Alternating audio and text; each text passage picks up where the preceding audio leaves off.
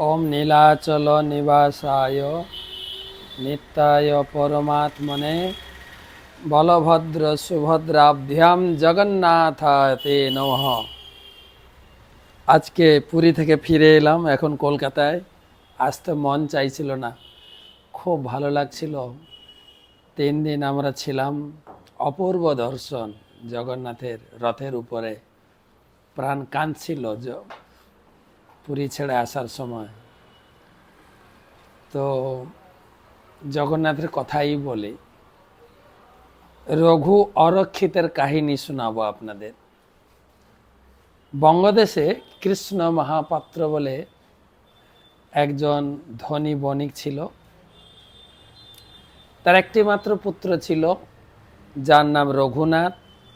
আবার সে জগন্নাথের খুব বড় ভক্ত। যখন 16 বছরে পদার্পণ করলো, তখন তার পিতামাতা তার জন্য একটি সুন্দরী মেয়ে, গঙ্গাধর পণ্ডিতের সুন্দরী কন্যা অন্নপূর্ণার সঙ্গে তার বিয়ের ব্যবস্থা হলো। অন্নপূর্ণার 7 ভাই, একমাত্র বোন, সুন্দরী মেয়ে। অন্নপূর্ণা ছিল সমস্ত সদ্গুণে বিভূষিত এবং শুভ লক্ষণ সম্পন্ন মেয়ে। যথাদিনে তার বিবাহ সম্পন্ন হলো। এবারে কৃষ্ণ মহাপাত্র পুত্রের হাতে কিছু দায়িত্ব দিলেন, কিন্তু রঘুনাথ এত দানশীল ছিল, সে দান করতে করতে করতে করতে পিতার সব সম্পদ শেষ করে ফেলল। পিতা তো দুঃখ পেয়ে শোকে দেহত্যাগ করলেন, মাও আগুনে ঝাঁপ দিয়ে মারা গেলেন। রঘু এখন পিতা মাতাহীন, একমাত্র জীবিত থাকলেন। সে বুঝতে পারলো যে জীবন অর্থহীন। সে চিন্তা করলো, আমি আর এখানে থাকবো না, আমি চলে যাব পুরীতে, নীলাচল ক্ষেত্রে, যেখানে ভগবান জগন্নাথ রয়েছেন। জগন্নাথের প্রসাদ খেয়ে ভিক্ষা করে আমি জীবনটা কাটিয়ে দেব। এইভাবে রঘুনাথ ঘর বাড়ি ছেড়ে পুরীতে চলে গেলেন। পুরীতে পৌঁছে জগন্নাথ বেদির সামনে প্রার্থনা করলেন, হে প্রভু, আমার পিতামাতা উভয়ই মৃত্যু হয়েছে, আমাকে পিছনে ফেলে সবাই চলে গেছে, আমি এখন অরক্ষিত, আমার তত্ত্বাবধান করার কেউ নেই। আপনার চরণে আমি আত্মসমর্পণ করছি, আশ্রয় গ্রহণ করছি। এইভাবে রঘুনাথ পুরীতে ইস্তস্ত বিচরণ করত, বিভিন্ন আশ্রমে যখন যা পেত সেটা খেয়ে জীবন ধারণ করত। প্রতিদিন সে জগন্নাথকে দর্শন করে সুখে ছিল। এইভাবে অনেক দিন অতিবাহিত হলো। এদিকে শ্বশুরমশাই গঙ্গাধর পণ্ডিত, ইনি চিন্তা করলেন, উনি খবর পেলেন যে রঘুনাথ আমার জামাই এখন পুরীতে ইতস্তত ঘুরে বেড়ায়, ভিক্ষা করে খাওয়া দাওয়া করে। তো অর্থাৎ রঘুনাথ এক প্রকার উন্মাদ হয়ে গেছে, তার উপরে আর ভরসা না করা ভালো। তিনি তার মেয়েটা অন্নপূর্ণাকে নিয়ে খুব চিন্তায় পড়ে গেলেন। তিনি চিন্তা করলেন, অন্নপূর্ণাকে আরেকটি ছেলের সঙ্গে আমি বিয়ে দেব। এই বলে পাশে বসু মহাপাত্র একজন ধনী ব্যক্তি ছিল, তার ছেলের সঙ্গে অন্নপূর্ণার বিবাহ স্থির হলো এবং আগামী ফাল্গুন মাসে তার বিয়ে হবে, ঠিকঠাক হয়ে গেল। অন্নপূর্ণা যখন শুনল তার সঙ্গে বাবা আরেকটা ছেলের বিয়ের ব্যবস্থা করছেন, তখন তো সে উদ্বিগ্ন হয়ে পড়ল। সে চিন্তা করলো, আমার স্বামী এখনো জীবিত, আমি আর একজনকে বিয়ে করি কি করে। অন্নপূর্ণা তো জগন্নাথের কাছে প্রার্থনা করা শুরু করলেন, হে প্রভু, আপনি নিগৃহীতা দ্রৌপদীকে রক্ষা করেছেন, আপনার ভক্তকে রক্ষা করার জন্য আপনি জগতে আবির্ভূত হন। পরিত্রাণায় সাধুনাম বিনাশায় দুষ্কৃতাম ধর্ম সংস্থাপনার্থায় সম্ভবামি যুগে যুগে। আপনি কৌরবদের রক্ষা করেছেন, অর্জুনকে বিপদ থেকে রক্ষা করেছেন, তা আপনি দয়া করে আমার এই পরিস্থিতি থেকে আমাকে রক্ষা করুন। এই চিন্তা করে অন্নপূর্ণা স্বামীর কাছে মেসেজ পাঠাতে চাইলেন, খোঁজ নিতে চাইলেন কেউ পুরী যাচ্ছে কি। গ্রামের কিছু লোক পুরী যাচ্ছিলেন, তাদের কাছে এই পুরো সংবাদ লিখে চুপি চুপি করে তাদের হাতে দিলেন যে আমার স্বামীর কাছে এই চিঠিটা পৌঁছে দেবেন। আর সে সমস্ত লোক কিছুদিন পরে পুরী পৌঁছালেন, জগন্নাথকে প্রণাম করলেন, পূজা দিলেন। কিন্তু সে পত্রের কথা ভুলেন, কিন্তু রঘুনাথকে খুঁজে সেই পত্র দিলেন। রঘুনাথের হাতে যখন পত্র পৌঁছালো, সে পত্র পড়ে দেখলো যে অন্নপূর্ণার সঙ্গে আরেকটা ছেলের বিবাহের বন্দোবস্ত চলছে। অন্নপূর্ণা লিখেছে যে তুমি এখনো রয়েছ, আমি তোমার স্ত্রী রূপে আমি এখানে অপেক্ষা করছি, দয়া করে এই মহা বিপদ থেকে তুমি আমাকে বাঁচো, আমি তোমার সঙ্গে থাকতে চাই। আর তুমি যদি এই অবস্থায় আমাকে এসে রক্ষা না করো, আমি কিন্তু বিয়ে তো করব না, আত্মহত্যা করব, তখন স্ত্রী হত্যার পাপের দায়ী কিন্তু তোমাকে হতে হবে। এখন মাত্র 10 দিন বাকি আছে। যখন চিঠিটা সে পড়ল, চিঠিটা যখন রঘুনাথ পড়ল, তখন মাত্র 10 দিন বাকি, কিন্তু বাড়ি পৌঁছাতে 10 দিনে বেশি লেগে যাবে। কি করে হবে? এই চিন্তা করতে করতে সিংহদ্বারে দেওয়াল ঘেঁষে ঘুমিয়ে পড়েছে তন্দ্রাচ্ছন্ন। তখন জগন্নাথ চিন্তা করলেন কি করব। তখন যেই ওই তন্দ্রাচ্ছন্ন হয়ে শুয়ে পড়েছে, জগন্নাথ তখন বেতালকে ডাকলেন। বেতাল মানে ভূত। রঘুনাথকে নিয়ে তার শ্বশুর বাড়িতে পৌঁছে দাও। তো বেতাল ভূত দুজন এসে একটা মায়া বিছানা বা জাদু বিছানা তৈরি করে তাকে তুলে নিয়ে আকাশ মার্গে উড় গিয়ে ক্ষণিকের মধ্যে শ্বশুর বাড়ির সামনে ওকে রেখে দিয়ে চলে এস। তো যখন পরের দিন সকালে রঘুর ঘুম ভাঙলো, বলে আমি তো পুরীতে সিংহদ্বারে ঘুমিয়ে পড়েছিলাম, এটা কোথায়, এটা কোন জায়গায় এলাম?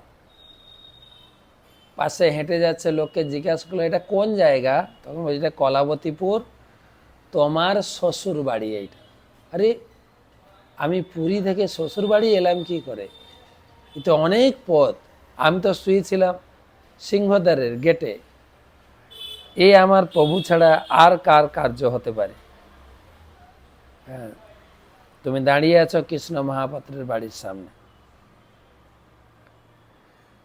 তো এমন আশ্চর্য ক্ষমতা ভগবান ছাড়া আর কে করতে পারেন? আর সকালবেলা যখন অন্নপূর্ণার ভাই তার শালক দরজা খুলেছে, দেখে রঘুনাথ বসে আছে। হায়, তাদের তো মাথায় হাত। বাড়ি গিয়ে খবর দিল বাবা মাকে যে রঘু এসছে। বাড়ির লোক তো আদৌ খুশি না, অন্নপূর্ণা খুব খুশি, স্বামী এসে গেছেন, আমি স্বামীর সঙ্গে যাব। বাড়ির লোক খুশি নয়, কি করা যাবে? গেটের বাইরে রাখলে লোকে কি বলবে? তাকে ঘরে নিয়েছে, খুব আদর যত্ন করেছে, ভালো কাপড় দিয়েছে, পরতে টরতে খুব সুন্দর ব্যবহার করছিল, এবং রঘুকে হত্যা করার প্ল্যান করছিল, যাতে অন্নপূর্ণাকে অন্য ছেলের সঙ্গে বিয়ে দেওয়া যায়। রঘুর জন্য ভোজনের ব্যবস্থা আছে, জামাই এসছে না, পিঠাপানা বানানো হচ্ছে, আর সবার অলক্ষ্যে পিঠার ভিতরে বিষ দেওয়া আছে, রঘুকে খাইয়ে মেরে ফেলা হবে। আর যখন খেতে বসেছে, অন্নপূর্ণা পরিবেশন করছিল, সুযোগ বুঝে একটা চিরকুট দিয়েছে পিঠার ভিতরে, যে পিঠাগুলো তুমি খাবে না, এতে বিষ আছে। তো রঘুকে যখন খেতে দেওয়া হয়েছে, রঘু সমস্ত কিছু ভোগ ভগবান জগন্নাথকে নিবেদন করেছে, দিয়ে একটা পিঠে কামড় দিয়েছে, ওতেই চিরকুট বেরিয়েছে, যেটা অন্নপূর্ণা লিখেছিল তুমি এগুলো খাবে না, এতে বিষ আছে, আমি অন্নপূর্ণা বলছি। যখন দেখলো যে এতে বিষ আছে, তখন নিজেকে খুব গ্লানি মনে করলেন। হায় হায়, এ কি, আমি মহা অপরাধ করেছি, ভগবানকে বিষ নিবেদন করেছি, আর ভগবানকে যখন বিষ খাইয়েছে আমিও খাবো এটা প্রসাদ রূপে, আমি খেয়ে মারা যাব, তাহলে আমার পাপের প্রায়শ্চিত্ত হবে, আমি কেন ভগবানকে বিষ ভোগ লাগালাম। এই বলে মৃত্যু টেত্যুর চিন্তা না করে গোবিন্দ জগন্নাথের নাম স্মরণ করতে করতে সেই প্রসাদ খেয়েছে। আমাদের প্রসাদ মন্ত্রে সেটাই আছে, সেই প্রসাদ অমৃত পাও, রাধা কৃষ্ণের গুণ গাও। জগন্নাথের চিন্তা, গোবিন্দের চিন্তা করতে করতে খেয়েছে। আর খাওয়ার সাথে সাথে বিষ, তো বিষের প্রতিক্রিয়া ছড়িয়ে পড়েছে এবং চেতনা হারিয়ে মাটিতে পড়ে গেল। শ্বশুর ও অন্যান্য সকলে দেখলো যে রঘুর মৃত্যু হয়েছে। তখন তারা খুব খুশি হয়েছে। বাপ ছেলেরা মিলে তাকে একটা ঘরে রেখেছেন, সকাল হলেই একে দাহ করা হবে।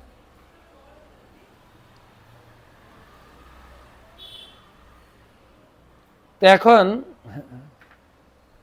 যদি কেউ জিজ্ঞেস করে কি হলো, কি সর্পদংশনে মারা গেছে বলে আমরা বলবো। এদিকে অন্নপূর্ণা তো খুব বিচলিত হয়ে পড়েছে। স্বামী এসছিল নিতে, আমার স্বামী মারা গেল, এই চিন্তা করতে স্বামীকে, যে স্বামীর ডেড বডি যে ঘরে রাখা ছিল ওই ঘরে ঢুকে সারা রাত স্বামীর পাশে বসে জগন্নাথের ধ্যান করছে। হে জগন্নাথ, আমার এখন কি গতি হবে, আমি আমার স্বামীকে ছাড়া থাকতে পারবো না।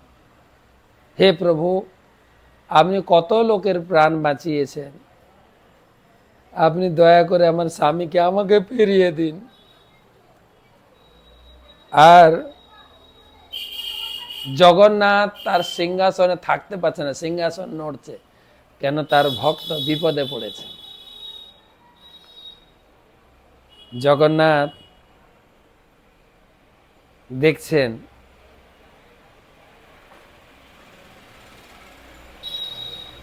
অন্নপূর্ণা তার স্বামীকে কোলে নিয়ে বসে আছে।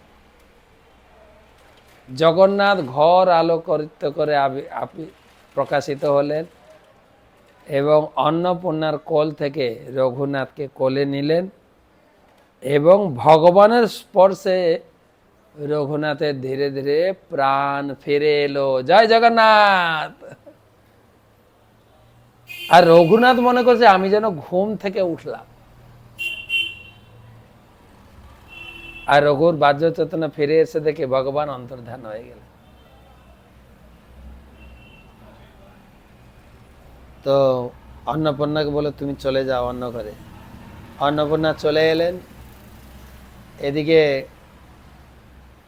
রঘু বসে হরি নাম জপ করছে, হরে কৃষ্ণা কৃষ্ণ কৃষ্ণ হরে হরে, হরে রাম রাম রাম হরে হরে।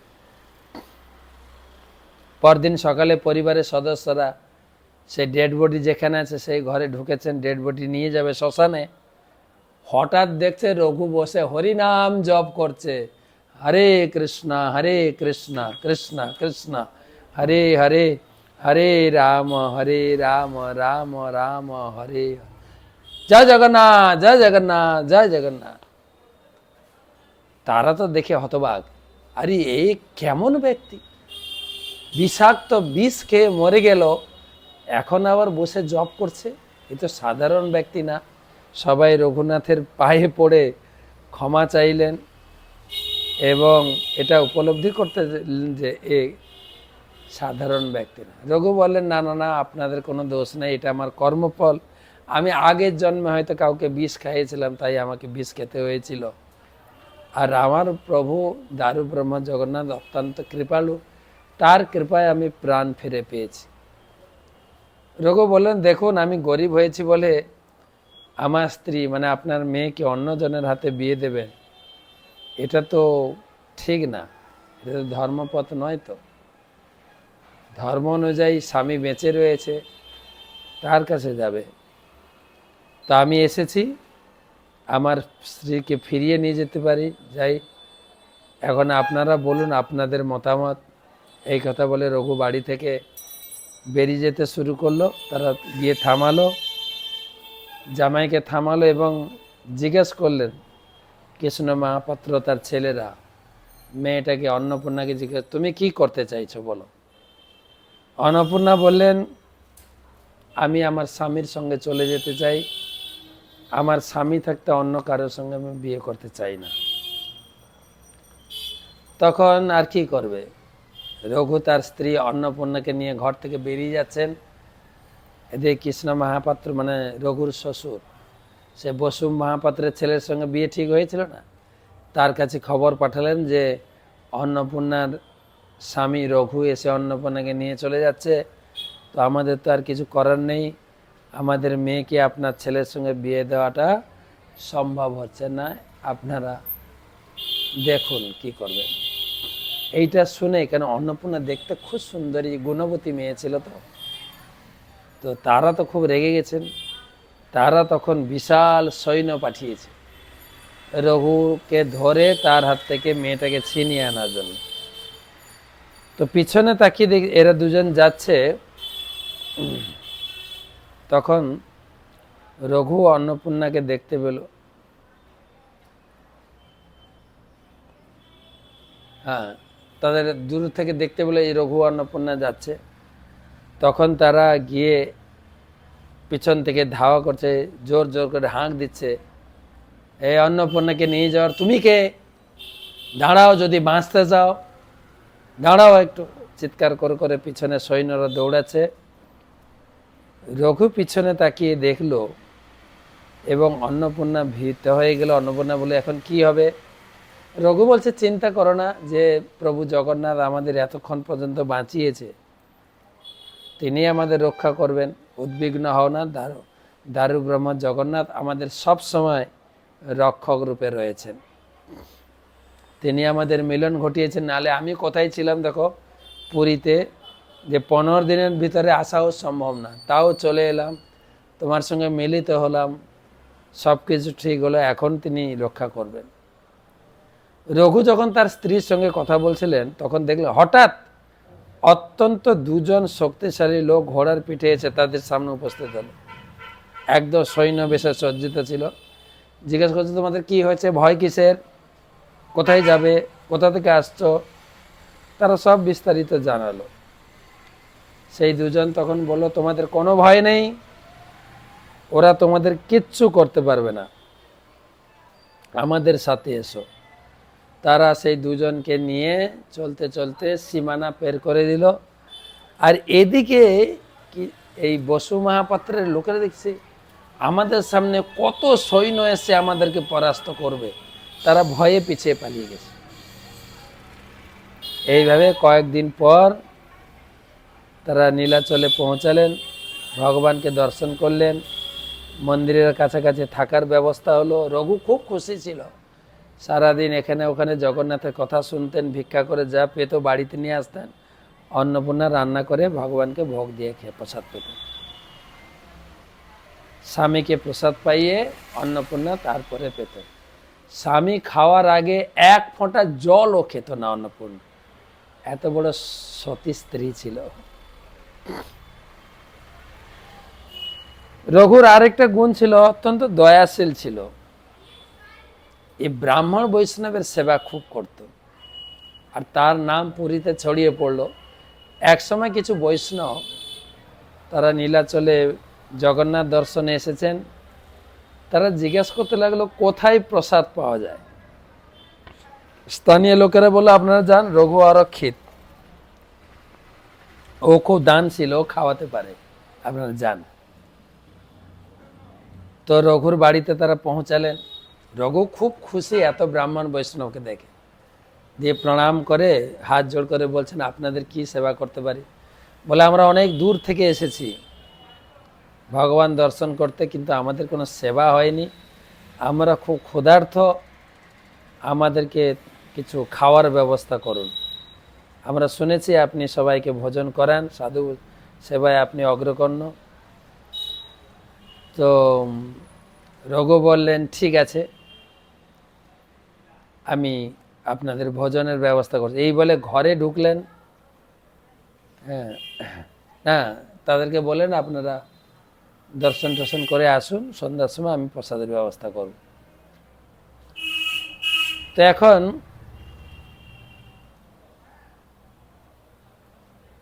বাড়িতে তো টাকা নেই, খাওয়া দাওয়ার কিছু ব্যবস্থা নেই, কি হবে? রঘু তো চিন্তায় পড়লো, তার হাতে কোনো অর্থ নেই, সাধু সেবার কোনো উপায় নেই।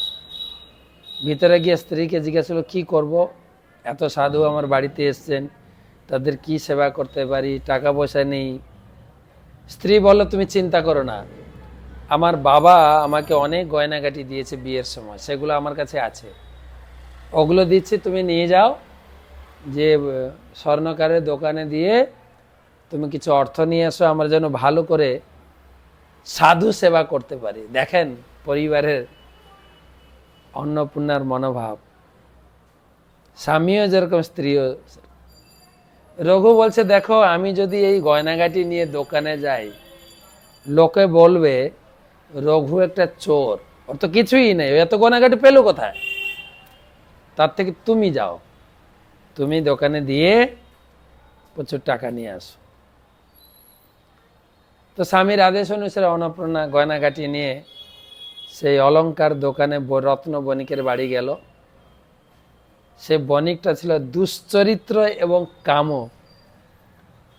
সে অন্নপূর্ণার স্নিগ্ধ সৌন্দর্য দেখে মানে কামাতুর হয়ে গেছে, হাসতে হাসতে বলছে, না না না, টাকা পয়সা কিচ্ছু লাগবে না, শুধু এক রাত্রি আমি উপভোগ করতে চাই তোমাকে, সেটা যদি অনুমতি দাও তোমার যত টাকা লাগবে।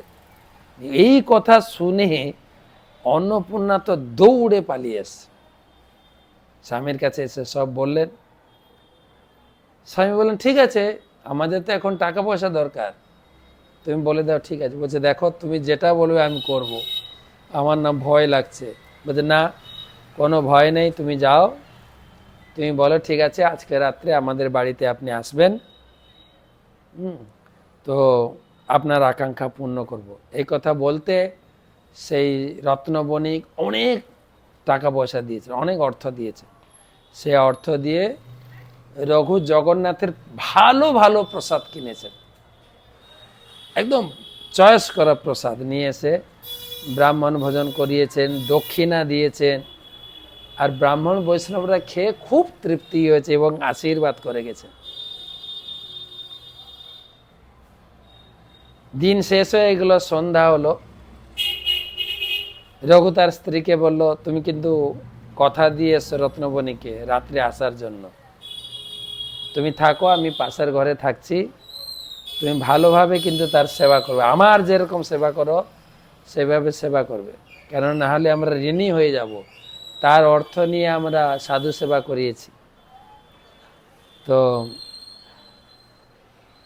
তো যখন রত্নবণিক আসছেন, অন্নপূর্ণা ডাকে বলছেন, আপনি আসুন, আমি আপনার জন্য অপেক্ষা করছি, বাড়িতে কেউ নেই, ভয় পাবার কিছুই নেই, আমার স্বামীও চলে গেছে এখান থেকে। তো এই কথা বলার সময় মুখে তো বলছে, অন্নপূর্ণা মনে মনে খুব জগন্নাথের কথা চিন্তা করছে, খুব জগন্নাথের স্মরণ করছেন, আর মনে মনে প্রার্থনা করছেন, হে প্রভু, আপনি কত কত ভক্তকে তাদের মহা বিপদ থেকে রক্ষা করেছেন, আমাকে এই বিপদ থেকে রক্ষা করবেন না প্রভু, প্লিজ। আর বলতে বলতে রত্নমণি ঘরে প্রবেশ করে দেখছেন ঘরটা পুরো আলোকিত, শ্রী জগন্নাথ অত্যন্ত উজ্জ্বল মূর্তিকে অন্নপূর্ণাকে কোলে নিয়ে বসে আছে। আর এইটা দেখে সে তো চমকে গেছে, যেরকম শিব পার্বতীকে কোলে নিয়ে বসে থাকে, নারায়ণ লক্ষ্মীকে নিয়ে বসে থাকেন, জগন্নাথ লক্ষ্মীকে নিয়ে বসে থাকে, ঠিক সেই রকম জগন্নাথ অন্নপূর্ণাকে কোলে নিয়ে বসে আছেন। আর সেটা দর্শন করে সে মানে বুদ্ধি হারিয়ে ফেললো, কি করবে।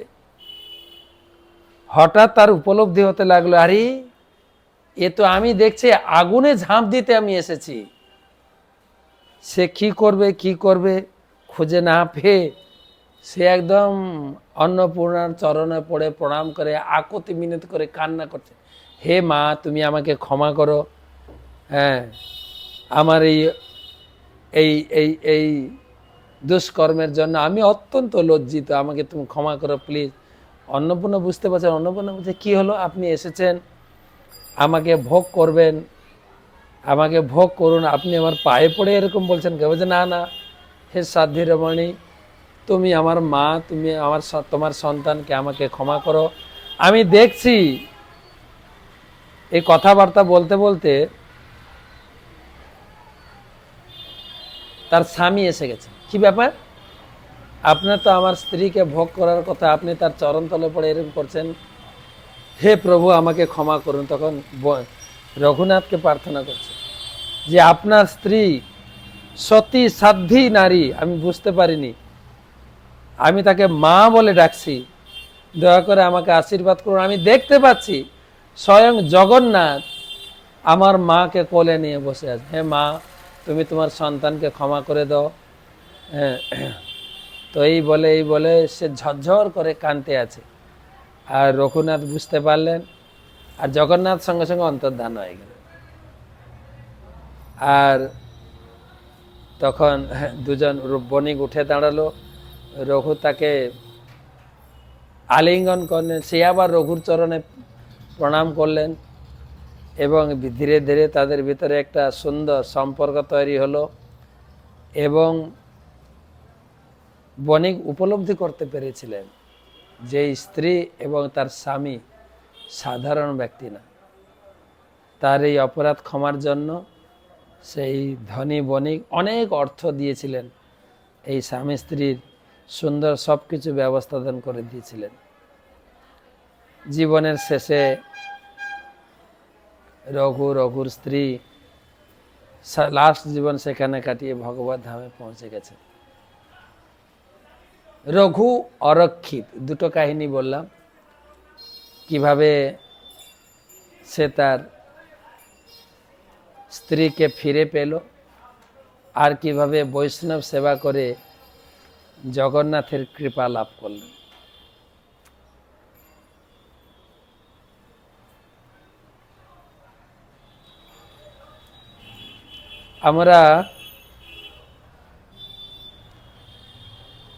আমরা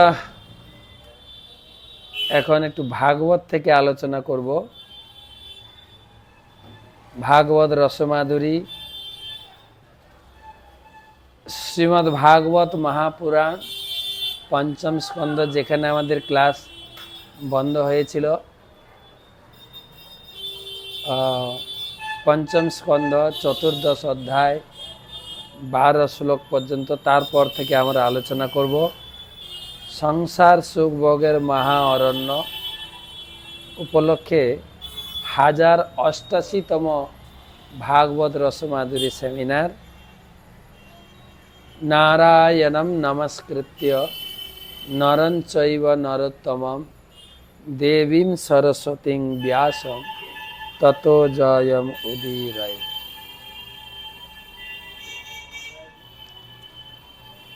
নমো বিষ্ণুপাদায় কৃষ্ণপ্রেষ্ঠায় ভূতলে শ্রীমতে জয়পতাকা স্বামী নীতি নামিনে।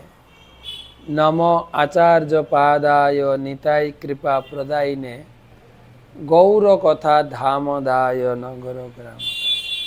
নমো বিষ্ণুপাদায় কৃষ্ণপ্রেষ্ঠায় ভূতলে শ্রীমতে ভক্তি বেদান্ত স্বামী নীতি নামিনে। নমস্তে সারস্বতে দেবে গৌরবাণী প্রচারিণে নির্বিশেষ শূন্যবাদী পাশ্চাত্য দেশ তারিণে। জয় শ্রী কৃষ্ণ চৈতন্য প্রভু নিত্যানন্দ শ্রী অদ্বৈত গদাধর শ্রীবাসাদি শ্রী গৌর ভক্তবৃন্দ। হরে কৃষ্ণ কৃষ্ণ কৃষ্ণ হরে হরে, হরে রাম রাম রাম হরে।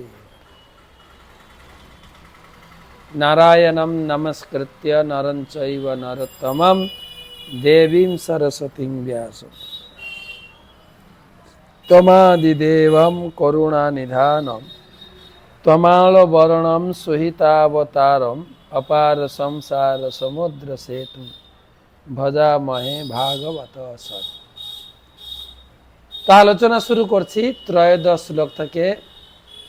এক দাসত প্রসঙ্গাত নিকৃত মতি বুদক শ্রুত স্খলন বধু ভয়তোপি দুঃখদম পাখণ্ডমভিজাতি। আগের শ্লোকগুলিতে সংসারের আত্মীয় স্বজন পাড়া পড়শিদের সম্বন্ধে খুব কড়া কড়া কথা বলা হয়েছে, সেগুলো আমি পুনরুক্তি করছি না। তার আরও কিছু বিস্তারিত আলোচনা। অনুবাদ 13 শ্লোকের।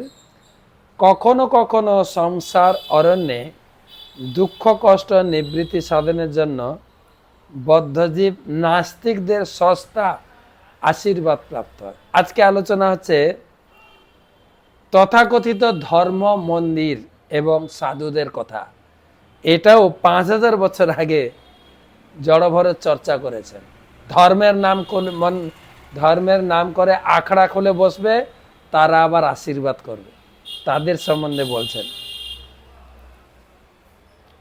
তাদের সঙ্গ পাবে, তার বুদ্ধি ভ্রষ্ট হয়, তার ঠিক অগভীর নদীতে ঝাঁপ দেওয়ার ফলে, তার ফলে তার মাথা ফেটে যায়, তার পাপের উপশম হয় না। এইভাবে উভয় দিক দিয়ে সে দুঃখ কষ্ট ভোগ করে। বিভ্রান্ত বদ্ধজীব বেদ বিরুদ্ধ বাণীর প্রচারকারী তথাকথিত সাধু সন্ন্যাসীদের শরণাগত হয়, তার ফলে তাদের কাছ থেকে বর্তমান ভবিষ্যতে কোনো লাভ পায় না। সংসারের পীড়িত অবস্থা, সংসার লোকের জ্বালা যন্ত্রণা সব থেকে মুক্ত হওয়ার জন্য তারা আবার মঠ মন্দিরে যায়। মঠ মন্দিরে এই সমস্ত ভণ্ড সন্ন্যাসী যারা শাস্ত্রের কথা মানে না, লোকজনের সেবা করার নাম করে লোককে প্রতারণা করে, সে কথা 5000 বছর আগে শ্লোকে লেখা হয়েছে।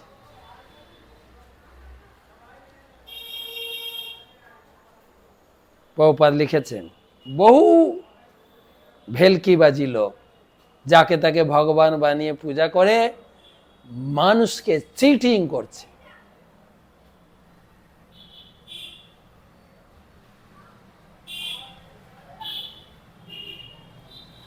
জড়ভরত মহারাজ রঘুগণকে এমন উপদেশ দিয়েছিলেন যে রাজা তার দেহাত্ম মুক্তি থেকে মুক্ত হয়েছিলেন। ভণ্ড গুরুর আশ্রয় গ্রহণ করে কেউ কখনো সুখী হতে পারে না।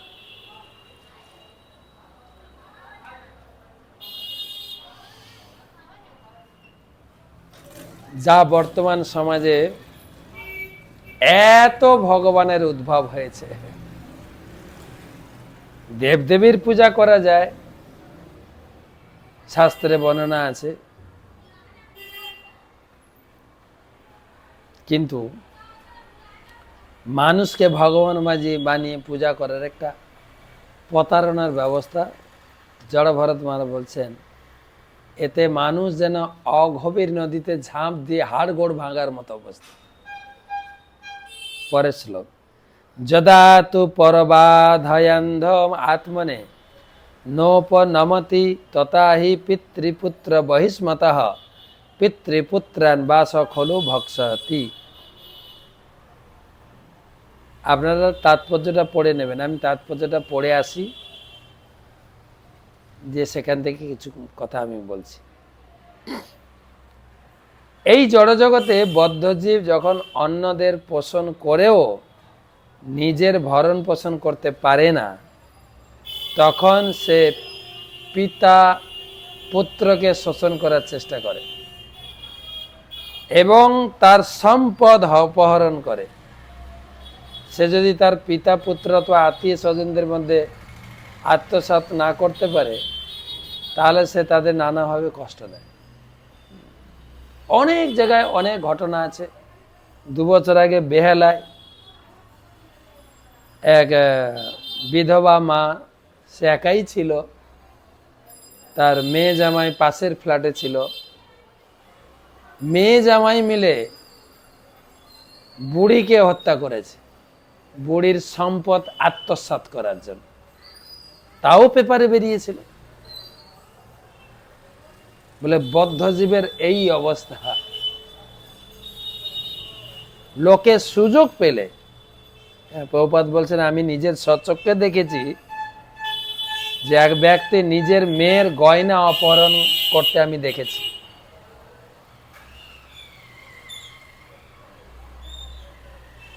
হচ্ছে সমাজে এখন। তো আগে তো ছিল যদি ভাই বোন থাকে বোনের বিয়ে হয়ে যাবে, পিতার সম্পত্তি ভাই পাবে। এখন তো বোন দাবি করছে না আমার 50% তোকে দিতেই হবে। আমি কোথায় যাব? হচ্ছে কিনা বলে?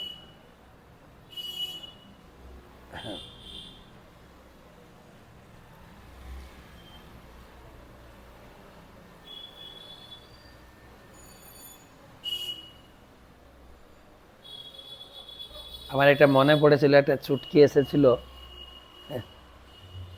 যে একটা লোক তিনি আইসিইউতে ঠিক মারা যাবে, তার 4টা মেয়ে, না 3টা ছেলে 1টা মেয়ে এবং স্ত্রী গেছেন। আর সবার হাত ধরে ধরে ধরে ধরে তিনি বলে যাচ্ছেন, বড় ছেলের হাত ধরে বলছে তুমি তুমি কি করে থাকবে, তোমার সংসার কি করে চলবে, তোমাকে উল্টো ডাঙ্গায় সেখানে 10টা বাড়ি আছে তোমাকে দিলাম। নার্স দাঁড়িয়ে দাঁড়িয়ে শুনছেন। মেজ ছেলেকে বলছেন মানিকতলাতে সেখানে আমার 7খানা বাড়ি আছে তোমাকে দিলাম, তুমি ওটা নিয়ে থাকো। সেজ ছেলেকে বলছেন ডালহৌসিতে আমার ওখানেও 9খানা বাড়ি আছে আমি তোমাকে দিলাম। ছোট ছেলেকে বলছেন ধর্মতলাতে সেখানে অনেকগুলো বাড়ি, তার ভিতরে তোমাকে আমি 7খানা বাড়ি দিলাম। আর মেয়েকেও বলছেন যে তুমিও তোমার প্রতি আমার দায়বদ্ধতা আছে, তোমার জন্য আমি লেক টাউনে 6খানা বাড়ি দিলাম। আর স্ত্রীর হাত ধরে বলছে তোমাকেও আমি খালি থাকতে দেব না, তোমার যেহেতু ভালো ভরণ পোষণ হয় তোমার জন্য আমি কসবাতে 5খানা বাড়ি দিলাম। তো তখন নার্স জিজ্ঞেস করছেন বাহ আপনার স্বামী তো কত বড় ধনী লোক, কত বাড়ি তার। তার স্ত্রীকে বলছে না না আমার আবার বাড়ি, আমার স্বামী আছে গোয়ালা, দুধ বিতরণ করে, আমাদের সবাইকে কাজ ভাগ করে দিল।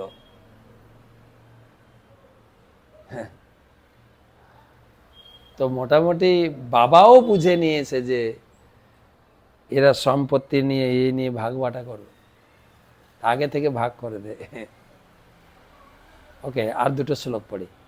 কচিত আস্বাদ্য গৃহম দাববৎ প্রিয়ার্থ বিধুর অসুখদর্কম শোকাগ্নিনা দজ্যমান ভৃষম নির্বেদ মুপগচ্ছতি। এই জগতে গৃহস্থ জীবন ঠিক দাবানলের মতো, সেখানে সুখের লেশ মাত্র নেই এবং ক্রমশ অধিক থেকে অধিকতর দুঃখই কেবল লাভ হয়। গৃহস্থ জীবনে চিরন্তন সুখ লাভের কোনো সম্ভাবনাই নেই। গৃহস্থ আশ্রমে জড়িয়ে পড়ার ফলে জীব শোকাগ্নিতে দগ্ধ হয়। কখনো কখনো সে অত্যন্ত দুর্ভাগা, পূর্বজন্মে আমি কোনো পুণ্যকর্ম করিনি এই বলে নিজেকে ধিক্কার দেয়। অনেক সময় শোক করে আমি সংসারের জন্য, সংসারের লোকের জন্য কিছুই করতে পারলাম না, আমি একজন দুর্ভাগা, এইরকম নিজেকে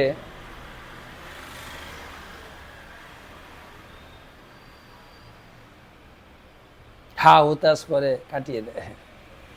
কচিত, এটা লাস্ট শ্লোক, কচিত কাল বিষ মিতরাজ কুল রক্ষস অপহৃত প্রিয়তমধনাসু প্রমৃত তব বিগত জীবন লক্ষণ আসতে। রাজকর্মচারীরা ঠিক নরখাদক রাক্ষসের মতো। কখনো কখনো এই সমস্ত কর্মচারীরা পিতৃকুল হয়ে মানুষের সঞ্চিত ধন অপহরণ করে। তার প্রাণতুল্য প্রিয়তম ধন হারিয়ে সম্পূর্ণরূপে নিরুৎসাহিত হয়ে পড়ে বস্তুত যেন মনে হয় তার মৃত্যু হয়েছে। রাজকর্মচারীরা মাঝে মাঝে এই ট্যাক্স, প্রচুর পরিমাণে ট্যাক্স চাপিয়ে সব ধন কেড়ে নিয়ে চলে যায়। কয়েকদিন আগে একটা লোকের কথা আলোচনা হচ্ছিল, প্রচুর ধনী লোক দান ধ্যান করে 110 কোটি টাকার ট্যাক্স চেপে গেছে, বাস শেষ অবস্থা। তো এখানে জড়ভরত মহারাজ তাদেরকে নর রাক্ষস বলে, রাজকুল রাক্ষসা বলে টাইটেল দিয়ে, নরখাদক রাক্ষস। তো আজকে এই পর্যন্ত থাক। তো একটা প্রশ্নের উত্তর দিই।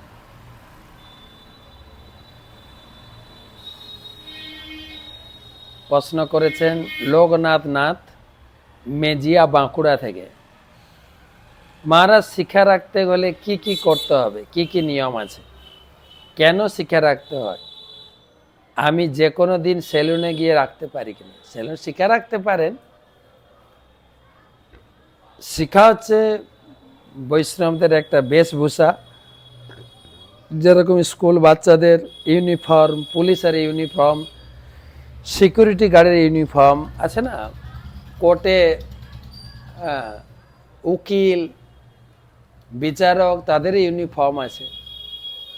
এটা একটা ইউনিফর্ম বৈষ্ণবের। তিলক, গলায় মালা, হাতে জপমালা, মুখে হরিনাম, ধুতি, পাঞ্জাবি, এটা। তবে শিক্ষা রাখার ক্ষেত্রে কোনো নিয়ম নেই, রাখতে পারে। তবে সাধারণত যারা মঠ মন্দিরে থাকেন তাদের শিক্ষা রাখে। গ্রামে গঞ্জে শিক্ষা রাখার ক্ষেত্রে আমাদের বাধ্যবাধকতা নেই, অনেক ক্ষেত্রে অনেকের অসুবিধায় পড়তে হয়, সেগুলো একটু মানলেই হবে। শিক্ষা হচ্ছে বৈষ্ণবদের একটা সাজ পোশাক, ইউনিফর্ম। তো ঠিক আছে, কালকে এখান থেকে আমরা বর্ধমানে যাব, ওখানে একটা স্কুলে গীতাদান আছে, ওখান থেকে মায়াপুর ফিরে যাব। কালকে মায়াপুর থেকে আপনাদের ক্লাস শোনাবো। জয় জগন্নাথ, শুভরাত্রি।